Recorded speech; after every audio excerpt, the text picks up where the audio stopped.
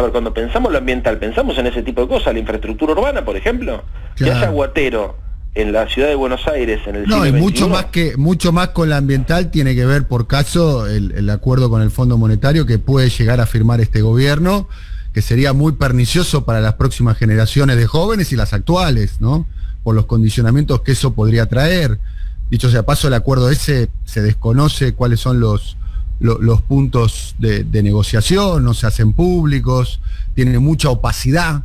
Mucha opacidad tiene la negociación de este gobierno con el Fondo Monetario Internacional, amén de que no se ha investigado y no se ha logrado profundizar qué es lo que pasó con el mega endeudamiento del macrismo. Eso también va a tener mucho impacto sobre los jóvenes, ¿no? El acuerdo con el Fondo Monetario Internacional. O sea, primero vos me preguntaste cómo hacemos para construir una mayoría social en la ciudad de Buenos Aires, una mayoría política, bueno, con todo esto. En relación a lo del Fondo Monetario Internacional, mi postura es la de Cristina.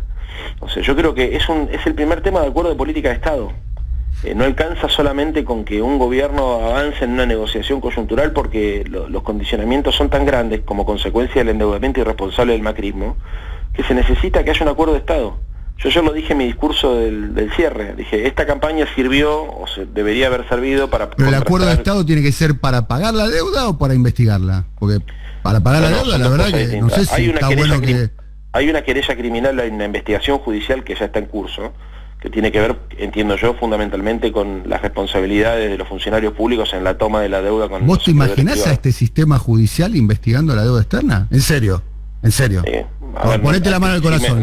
Si vos me preguntás, ¿vos te imaginás este sistema judicial, no sé, investigando al poder? No, flaco. Bueno, entonces ya te respondiste. Seamos buenos entre nosotros. No hay otra forma. O sea, seamos buenos, pero como decía Coco Basile, seamos buenos entre nosotros. Claro, por supuesto. Bueno, pero peor que no se hubiese presentado el poder económico y las finanzas no se investigan, lamentablemente. Y eso sí va a impactar mucho sobre los jóvenes, me imagino, ¿no? Porque los jóvenes del futuro van a tener que pagar la deuda de Macri. Bueno, que Alberto Fernández dijo que le iba a investigar y no la está investigando. Sí, pero no, pará, son dos cosas distintas. Porque además, inclusive la deuda no es todo lo mismo, no es lo mismo la deuda con acreedores privados que la deuda que firmó el Fondo Monetario Internacional con... Sí, ya sabemos que no es lo mismo, digamos. Dicho sea de paso, la deuda con los privados también se va a tener que pagar en el futuro y demás, con las consecuencias que eso va a traer, ¿no? Sí, coincido. Y a ver, y que fue una locura, pero el problema que nosotros tenemos como sociedad es que este nivel de sensibilidad que vos tenés y de análisis sobre este tipo de cosas, no sé si es compartido por una mayoría social. A ver, en general creo que... Alberto Fernández dijo en el debate presidencial, Leandro, se lo dijo a Macri en la cara, en el debate presidencial y frente a toda la sociedad, hay que investigar, si quieren ponemos el audio, lo tenemos por ahí, dice, hay que investigar qué pasó con la fuga de capitales, se lo llevaron todos sus amigos, algún día va a tener que dar explicaciones, forma parte del contrato electoral de Alberto Fernández, eso no es un invento mío. Sí, por supuesto, pero es que justamente es una de las cosas que ganó por 15 puntos las PASO y por 7 la elección con ese discurso, sí, no es que está fuera de No, pero además hay informes del Banco Central que, digamos, que ya se han hecho muy poderosos sobre eso. Yo había hablado la vez pasada con Pese, me acuerdo que me estaba contando cómo avanzaba la investigación. Son documentos que se están aportando a la causa, pero a ver, vos sabés perfectamente que vos podés tener una imputación sobre el sistema judicial argentino y yo también la tengo, pero vos hacés política con las herramientas que tenés, no con las que te gustaría. O sea, si vos me corres en el fondo y decís, che, con este Estado vos podés garantizar justicia social y... ¿Viste? Pon una mano en el corazón, flaco, podés garantizar... Si mañana el flaco Toñetti fuese presidente y tuviese que administrar renuncio, este Estado... papá, renuncio. Bueno, pero no el Estado... No tengo esa vocación. En una conversación con vos anterior, te decía que pensando en cómo transformar la ciudad de Buenos Aires, te hablé de 4 pasos, ¿no? El primer paso era de pensar qué modelo de ciudad queríamos, y el segundo paso era pensar qué modelo de Estado. Porque si vos no transformás ese modelo de Estado, no podés alcanzar ese modelo de ciudad. Y previamente a eso te decía, bueno, ¿y qué modelo de partido? Porque si vos no tenés un partido, no como el PJ, la UCR, sino como un grupo de intelectuales orgánicos que reflexionen sobre el aparato del Estado, llegás de la mañana a la noche y mientras estás trabajando en entender qué pasa y cómo modificás el Estado, se te fueron los 4 años de gestión. Entonces, la democracia argentina tiene déficit importante, muy importante, que para mí arrancan por la ausencia de partidos políticos profesionales, donde haya gente que estudie, que sepa de verdad estos temas, y que incluso desde las distintas miradas pueda construir acuerdos políticos. Todo depende mucho de las personas, y al depender mucho de las personas, es difícil pactar, es difícil, viste, mañana tenés un funcionario que la pega en un lugar, lo rajan a la mierda y no hay un equipo que lo pueda reemplazar. Este es el estado de la situación realmente existente. Cuando haces política, a diferencia de cuando comentás, o cuando sos periodista, o cuando sos investigador universitario, tenés que tomar decisiones con las cosas que tenés. Yo lo que te puedo decir es que en el caso, mira, Alberto habrá podido tener 1000 compromisos y 1000 dificultades para poder cumplir con los objetivos que se propuso cuando no sabíamos que iba a haber pandemia. Pero en donde fue firme y de verdad se avanza y no tuvo titubeo fue con el tema del compromiso con la deuda, porque el Banco Central está trabajando, porque sé que hay organismos del Ministerio de Economía que están trabajando, que aportan, y después la política tiene que hacer lo suyo, porque la justicia, vos lo sabés mejor que yo, muchas veces trata los temas de acuerdo a la presión social que existen. Cuando Cristina plantea la discusión de la deuda, también obviamente que lo pone esto en el centro de la discusión, porque si la deuda no es un problema para la sociedad argentina, es más fácil que el statu quo de la justicia no avance contra el poder. Pero olvídate, si eso sucede, no va a poder avanzar contra nada, entonces siempre vamos a tener la sensación que los malos ganan. El tema es cómo avanzamos sobre espacios políticos. A ver, con el acuerdo con el fondo, Leandro, ¿qué nos pide el fondo para firmar el acuerdo? No lo sé ni yo. Por eso no lo sabe nadie. No lo sé ni yo. Porque es opaco, es opaco. Bueno, es opaco, yo creo que no es transparente. No es transparente. Estamos en el medio de una campaña electoral. Porque vos y yo sabemos lo que nos pide el fondo para firmar el acuerdo. Sí, vos y yo sabemos, y los oyentes de nuestro programa sabemos. Sí, a ver, si eso pasaría por el Congreso, como entiendo que en algún momento va a tener que pasar. Que sería una vergüenza, ¿no? Que pase por el Congreso, ¿no? Que la clase dirigente de la Argentina deje todos los dedos pegados para pagarle al fondo el crédito a sola firma. El crédito a sola firma de Macri y Duhovne. Sería directamente vergonzoso, ¿no? Sí, por supuesto, bueno, pero por eso... A mí sería vergonzoso, digamos, que Massa junte los votos para pagarle al fondo cuando no juntó los votos cuando era diputado para oponerse. Además la Constitución dice que cada vez que te endeudas necesitas este acuerdo del Congreso, ¿no? Sí, por supuesto, sí. Ellos encontraron una forma de hacerse los giles con eso, por eso la querella criminal, por eso la investigación judicial. Tendrían que haber hecho informes antes de tomar esos créditos, tendrían que haber dicho en qué lo iban a gastar, tendrían que haber puesto regulaciones para no incumplir con los compromisos incluso de la misma Carta del Fondo Monetario, creo que es el artículo 6 que prohíbe. Sí, bueno, es una barbaridad. Ahora, ese problema existe, ya lo tenés, digamos, y el condicionamiento está, y bueno, entonces, ¿qué es lo que uno puede hacer? Bueno, a ver, te lo voy a decir de esta manera, Leandro, vos que sos un radical, alfonsinista del Movimiento Nacional y Popular, Alfonsín cayó por eso, ¿eh? Sí, claro. Alfonsín cayó por la crisis de la deuda, ¿eh? No tengo ninguna duda. Sí. Las razones de la caída de Alfonsín es la crisis de la deuda. Imagínate si será importante para la historia. Cuando dijo que había, pero a ver, ojo que también en el mundo en el que vivimos, tampoco la salida no es el default, porque si vos mañana declarás un default, en este contexto, digamos, la situación económica y social de la Argentina sería muchísimo peor. No es que hoy declarar un default no te acerca al mundo, no te acerca a generar más empleo, no te trae inversiones, ni siquiera, viste, te permite administrar con... Bueno, te voy a decir algo, Guzmán negoció con los privados el año pasado y los bonos valen la mitad y menos de lo que costaban cuando la Argentina estaba renegociando, ¿eh? O sea, bueno, pero tampoco negociar en estos términos. No, a ver, yo no puedo hablar, y acá eximime porque yo sé que parece que soy un tipo por ahí que está más en la crema de lo que estoy, pero yo finalmente soy legislador porteño, soy concejal de la ciudad. Entonces vos me preguntás, ¿cómo vienen las negociaciones con el fondo? Y qué sé yo, no lo sé, o sea, creo que, es más, ningún diputado lo sabe. Para hablar de estos temas en fino hay que preguntarle a alguna persona del equipo económico que lleva adelante esas conversaciones. No, tampoco lo dice, no, nadie lo dice. No, pero yo te digo, a ver, tengo absolutamente claro cuáles son los intereses que defiendo, absolutamente claro. Y con esto que decís vos, por mi tradición histórica, por la importancia de todo esto, uno sabe perfectamente. Lo que pasa es que en política la discusión no es entre el bien y el mal, porque sería sencillo, flaco. Si la discusión fuese entre apretar el botón de lo bueno o apretar el botón de lo malo, no tendríamos los problemas que tenemos. No, yo no te lo planteo en términos maniqueístas. Yo estoy muy de acuerdo con vos en ese sentido y no miro la política ni la realidad en ese sentido, de ninguna manera. Pero sí la política, la discusión no son los intereses que vos los intereses que vos representás, ¿no? Eso sí. Bueno, está si claro. Este gobierno, a ver, hasta acá ¿qué es lo que vimos? La renegociación con los acreedores privados. Se ahorraron 37.700 millones de dólares que le permitieron a la Argentina, por ejemplo, afrontar la crisis económica de la pandemia con mucha dignidad, ¿viste? Y estamos todos orgullosos de lo que se logró en el primer tramo de la renegociación de la deuda. Yo no tengo ninguna duda, ningún motivo para sospechar que cuando negocien con el Fondo Monetario Internacional lo van a hacer con la misma dignidad. defendiendo los mismos intereses. Ahora, si vos me decís, si tenés alguna duda de que eso suceda, bueno, ahí tenés que confiar en nosotros, en Cristina, en Máximo, en la política, porque la duda muchas veces está... Yo tengo una mirada crítica sobre la negociación con los privados y los mercados me lo responden claramente. Hoy los bonos cuestan menos de lo que costaban antes de la renegociación. Evidentemente, sí, bueno, evidentemente, lo único que sirvió en términos fácticos, Leandro, es para tirar la deuda para mañana. Es para el próximo mandato. Tres cosas. Primero, digamos, la tasa de interés.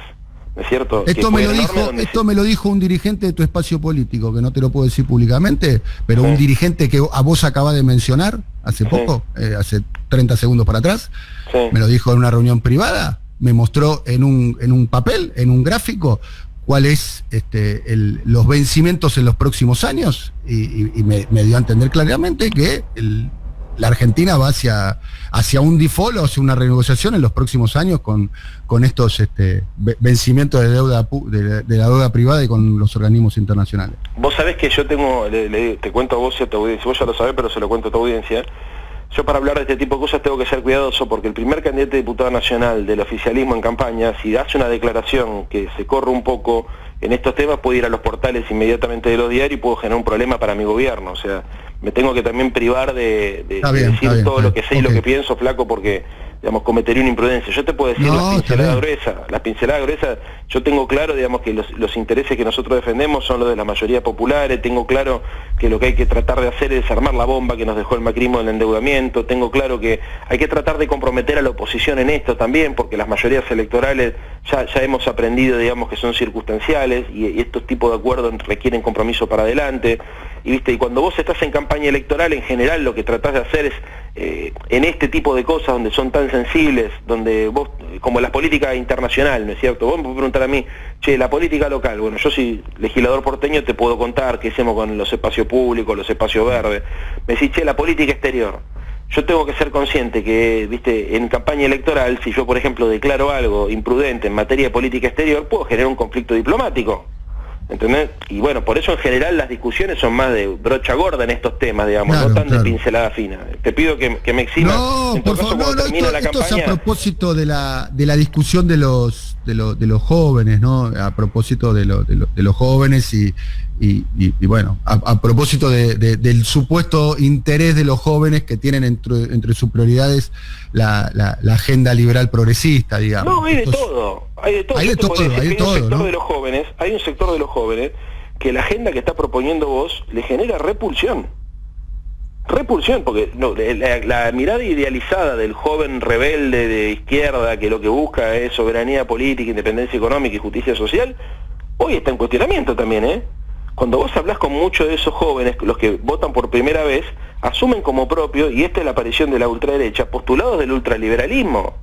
Hay discusiones que yo he mantenido con muchos sectores juveniles, donde, hasta hay una mirada darwinista social. Pero Leandro, ¿qué tal? Buen día. Adrián Murano, ¿cómo te va? ¿Sabes qué? El otro día lo recordábamos acá, no es tan novedoso. A ver, cuando yo era adolescente, años 80, teníamos la misma discusión con los chicos que se sumaban al liberalismo de la UCD y que eran furor en la universidad con la UPAU, muchos de ellos hoy en el Frente de Todos, por cierto, digamos, pero más allá de eso, más allá de la evolución política de los que entonces eran adolescentes y liberales, no es, en tal caso hay una novedad por el grado de violencia retórica de muchos de los pibes. No, y del infantilismo.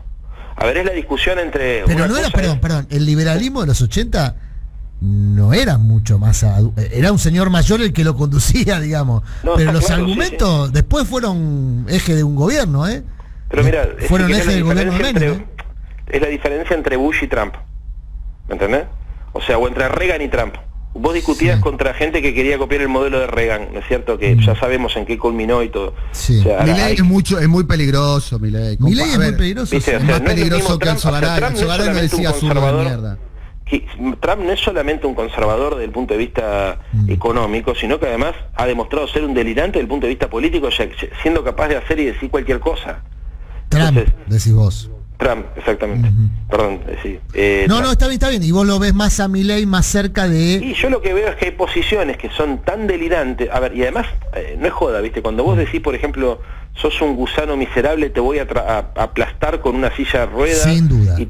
Sí, eso no lo habíamos visto. Es una novedad política, esa es una novedad política, ese vocabulario. Y que haya gente que lo aplauda, no lo habíamos visto nunca. Está bien. El terraplanismo, o sea, yo puedo discutir contra la derecha, contra la centro derecha, contra la extrema derecha, pero contra el terraplanismo hay discusiones que de verdad a mí me preocupan. Vuelvo, Leandro, a una frase tuya de ayer que yo la planteé como uno de los highlights, de hecho la destaqué cuando contábamos tu cierre de campaña. Si la podés desarrollar un poquito, creo que en parte ya lo hiciste. La frase es: no alcanza con ganar elecciones, hay que construir poder popular. Claro. Que es algo que está subyacente en toda la charla que venís teniendo con Daniel y que hemos tenido ya en otras oportunidades respecto a los déficits que uno le puede adjudicar a la gestión en relación a su compromiso de campaña, a la gestión nacional me refiero, ¿no? El tema de la reforma judicial y demás. Cuando uno plantea estos cuestionamientos, una respuesta semiautomática es la correlación de fuerza. ¿A eso te referís cuando planteas la necesidad de construir poder popular? Que la correlación de fuerza en tal caso no solamente se da en ámbitos institucionales, porque probablemente no se obtenga en esta elección. Hay que reconocer eso, que en esta elección no va a haber una modificación muy drástica en la correlación de fuerzas parlamentarias, y que en tal caso lo que vos estás planteando es que hay que estimular una correlación de fuerza desde el lugar del poder popular, de la movilización de la militancia o de los adherentes al gobierno. Exactamente, es eso. Y la construcción ideológica. Por eso hasta es importante. ¿Y el gobierno está en el buen camino en la construcción ideológica? El gobierno, me refiero nacional, ¿eh? No, pero eso es más respeto. No, porque eso yo creo que atañe más al frente de todos. Me parece que es la complementación, o sea, es, si querés, partido, frente y gobierno, ¿no? Es lo que pensé toda mi vida. O sea, toda mi vida pensé, digamos, por el tipo de lecturas que uno tuvo, que quienes están por ahí en la gestión tienen que administrar, ¿no es cierto? Obviamente siempre desde la administración producís o consumís poder político, que esa es una discusión interesante. O lo producís o lo consumís, o hacés las dos cosas. Pero a mí me parece que no está en la agenda pública de la centroizquierda en Latinoamérica inclusive este tema. Estuvo en algún momento, o sea, a ver, el típico... Chávez lo impuso, ¿no? Como parte de Claro, iba a ir atrás, iba a ir a Salvador Allende, ¿no es cierto? Bueno. Se lo había puesto, digamos, como el tema de la agenda. Lo que pasa es que, bueno, después, derivó todo en la vía armada del socialismo, qué sé yo, y eso, digamos, obviamente me parece que complicó muchísimo la readaptación de esas consignas ahora. Pero para decírtelo, por ejemplo, por el lado de la derecha, que es claro. ¿Qué hizo Menem para aplicar cirugía mayor? Generó condiciones de poder, ¿no es cierto? Que no era solamente un aparato, no fue solamente cooptar a la CGT, no fue solamente cooptar al PJ, no fue solamente, digamos, generó un dispositivo de poder que iba desde hacerse amigo de Bernardo Neusta hasta alinearse sistemáticamente con los Estados Unidos. Para llevar adelante el desmantelamiento del estado de bienestar que el tipo tenía en la cabeza, requirió mucho poder político. Nosotros, para ir en una dirección contraria, necesitamos mucho poder popular. Entonces el poder político es todo esto que dijiste vos, pero le agrego también el grado de conciencia de un pueblo sobre algunas premisas básicas. Por ejemplo, siempre que discutimos sobre los déficits, discutimos sobre los déficits en pesos, pero no discutimos el problema de los dólares en la Argentina. No está el tema del dólar, o sea, aparecen por ahí, economistas heterodoxos a plantear, la restricción externa, qué hacemos con el endeudamiento, pero no está. Forma parte de la construcción del poder popular que nosotros necesitamos para llevar adelante transformaciones, poner estos elementos no solamente en el plano de los informados o de los militantes, sino en el plano de la gente. Una cosa en relación a eso, porque es algo que es bien interesante, el tema de la discusión de dólares. A mi modo de ver, pero es muy modesta mi opinión, como la de cualquier comentarista radial sin responsabilidad de gestión, es no colabora que cada gobierno que llega establece un blanqueo de quienes han fugado divisas, por ejemplo, para que haya una discusión en serio respecto de qué hacer con la protección de los dólares que produce el país. Si cada gobierno que llega, el más escandaloso fue el de Macri, sin duda, porque fue un blanqueo por mano propia. Pero después todos los gobiernos establecieron un perdón para aquellos que fugaron, con lo cual aquel que fuga sabe que le va a llegar un perdón. Es muy difícil combatir una fuga así, ¿no? Sí, coincido. Está claro, y esto va para los que vengan también, o sea, las condiciones de gobernabilidad de cualquier espacio político están muy condicionadas. Yo creo que también esto tiene que... nosotros, la derecha es mucho más pragmática en este sentido, y nosotros a veces nos enfrentamos frente a dilemas éticos o morales que a veces me parece que nos hacen perder tiempo. O O sea, Néstor, cuando te dijo en su momento, cuando fue a 678, lo puse arredrado al Banco Central porque no lo podía poner al flaco Kunkel, te dio mucha información de qué significa estar en el poder. Y información, digamos, que utilizamos los que no estamos en el poder, porque a veces uno también tiene una idealización de que llegar al poder político es hacer lo que uno siempre quiso, y no es hacer lo que uno siempre quiso. Vos sabés a veces que podés hacer una parte de eso, y una parte de tu tiempo se tiene que destinar a acumular el poder social suficiente para poder avanzar más adelante, ¿no? O sea, yo entiendo que a veces la gente está hinchada las pelotas con esto de la correlación de fuerza es la justificación de la impotencia, ¿no? Y entiendo que esto pasa. Es un discurso posibilista. Es un discurso posibilista, eso, Leandro. Yo entiendo lo de la correlación de fuerza. Vos me decís, ¿están dadas las condiciones para cambiar a los 5 miembros de la Corte? Y la verdad que si nos juntamos en una mesa y discutimos y charlamos, vamos a llegar a la conclusión que no. Pero sigue Stornelli, sigue Irursum, no se tocó ni un tornillo el dispositivo judicial de persecución, ni un tornillo. Ni un tornillo se tocó. El único que se fue Bonadío por derecho natural. Sí, y a ver, y pensá vos, a ver, esa es la verdad también, entonces, ni una cosa ni la otra. Decreto, pero flaco, el gobierno saca un decreto para declarar servicio público a las telecomunicaciones y te lo para la justicia, está claro. ¿Y qué pensás que iba a pasar? Bueno, no, con esta justicia, ¿qué pensás que iba a pasar? Sí, bueno, pero el gobierno, sabiendo incluso que eso podía llegar a pasar, tomó la decisión de hacerlo igual porque es una república esto. Está bien. Bueno, yo entiendo que es una república, está bien, pero el gobierno, Alberto Fernández también puso a Marcela Lozardo, que estuvo 1 año y medio sin hacer nada. Flaco, también cuando sacamos el aporte extraordinario a las grandes fortunas, decían muchos, no se va a pagar, nadie lo va a pagar, y sin embargo se pagó. Entonces, bueno, entonces es una y una. A ver, insisto con lo mismo, o sea, no es lo mismo tener las capacidades plenas de un Estado nacional que no tenerlas, y el endeudamiento te condiciona mucho, y el tipo de poder, y la pandemia te condiciona mucho. No es lo mismo para el peronismo ocupar la calle que la calle te la ocupe la derecha. Tuvimos 1 año y medio con la calle ocupada por la derecha, ¿viste? Y nosotros como decía mi amigo Jorge Alemán, con la mayor movilización de la historia, que era pedirle a la gente que no se vaya, que no se mueva de la casa por el temor al virus, hasta que apareciera la vacuna. Entonces, la complejidad es grave, y yo en este punto también oficio de comentarista, porque yo no soy protagonista, ni fui protagonista de estas cosas, pero sí soy un lector de toda esta realidad y trato de construir consensos, y aprovecho estos espacios con ustedes para tratar de ayudar a que la gente que los escucha, que en general nos vote o no nos vote, sensiblemente está más cerca de este paradigma ideológico del que creo yo todos nosotros formamos parte, para reflexionar sobre esto. Porque también hay una cosa bastante cómoda, que decir, bueno, ocupémonos y vayan, a ver cómo lo resuelven. ¿Y vos qué hacés? Y no, yo, viste, bueno, pero no es tan simple.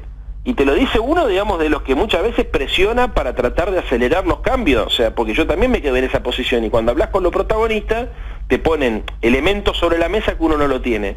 Insisto con lo mismo, y por eso cuando yo desarrollé la última vez que hablamos con ustedes la idea de cómo cambiar la ciudad, lo dije porque en el plano de lo que uno se mueve, yo intuyo, por ejemplo, que el año que viene es un año, el año que viene que no es electoral, para acumular poder político, para construir consenso, para articular grupos sociales, grupos sindicales, movimientos, digamos, porque si no va a ser imposible dar la pelea en el 2023. Pensando en el margen que yo tengo para pensar la política.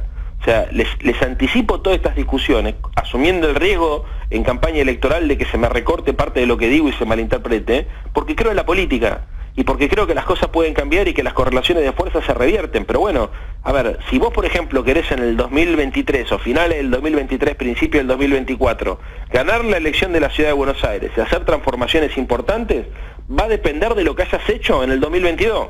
Ahora, cuando en el 2022 nosotros convoquemos a todos a hacer las cosas que tenemos que hacer, muchos van a decir, bueno, veremos. Entonces, yo por eso estoy trabajando ahora en la construcción también de estos consensos, que son las condiciones de posibilidad. Si no, siempre nos supera la realidad. La organización popular requiere de capacidad de síntesis, de fijar prioridades, de saber qué elegir, qué poner como prioridad y qué no. Bueno, y de liderazgo político, y el liderazgo político también en la Argentina cuesta construirlo.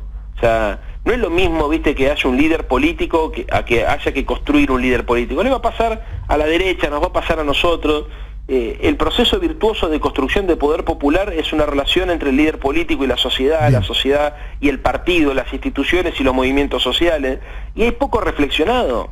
Leandro, es un problema de la izquierda, piénsenlo ustedes esto, o sea, no es que nos pasa a nosotros, miren el quilombo que tienen, y vos, flaco, lo sabés bien porque estás mucho tiempo ahí, tenés familia, en Brasil. En Brasil pasa lo que le pasó a Dilma, lo que le va a pasar a Lula, o sea, hay que reflexionar, la centroizquierda tiene que reflexionar mucho, no solamente sobre hacia dónde quiere ir, sino cómo quiere ir. Bien. Un abrazo, Leandro, como siempre te agradecemos que te prestes al intercambio con nosotros. Un abrazo muy grande y seguramente la semana que viene ya con los números en la mano podremos analizar más tranquilo. Un abrazo muy grande, Leandro. Gracias. Bueno, Leandro Santoro, conversando con nosotros, se hizo más extenso, mucho, la cantidad de mensajes que llegan de los oyentes, algunos, celebrando el intercambio, otros, no, bueno, forma parte de las cuestiones que pasan en los programas de radio. Ya lo tenemos ahí a Rulo, querido.